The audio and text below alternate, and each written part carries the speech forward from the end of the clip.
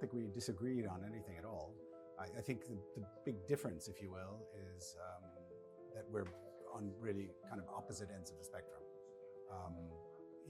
My Teresa, now Lux Experience, is a massive group, as you said, really a leader, and very much positioned, not exclusively, but very much focused, and that's their success, on, let's say, the really top customers.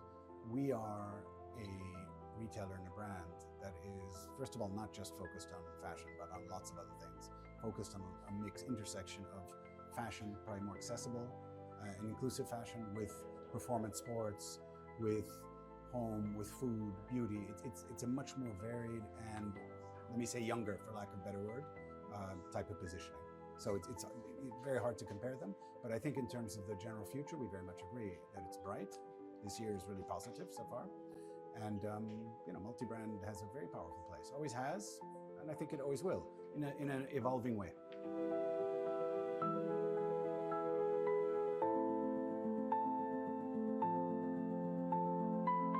I wish I could answer that question perfectly. I'd be a billionaire. But no, I think, seriously, the multi-brand has always, it evolved from being a platform that allowed brands that didn't have DTC to be able to sell and distribute. That's still true in certain cases, maybe for smaller brands, but generally the multi-brand has shifted. And frankly, this was always the case even 20, 30 years ago for the more successful ones, whether it's a department store or a small multi-brand, a specialty store.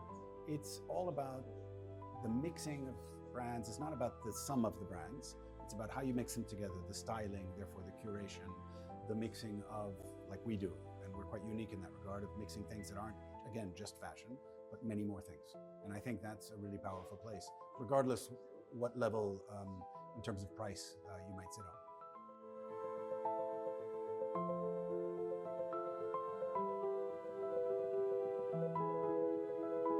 It's a very good question, right? Because in any business, especially in our case, we're a business that came from, we started off as a founder-owned and founder-led business until a few years ago. Since Apollo Management, one of the largest funds in the world, took over, and it became professionalized with external management and obviously external team. The founders are no longer part of it.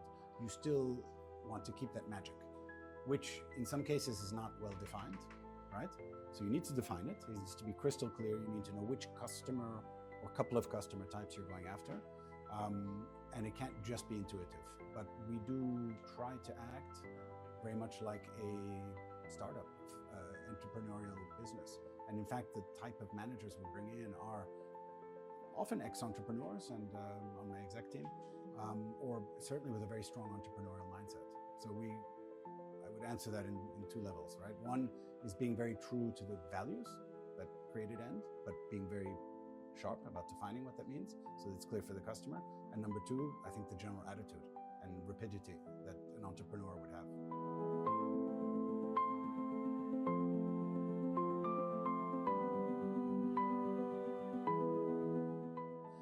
This is my second time with RLC. I had the pleasure of being invited to Riyadh in January, which was great because we've seen there's so much going on in specifically that country. There's a huge opportunity.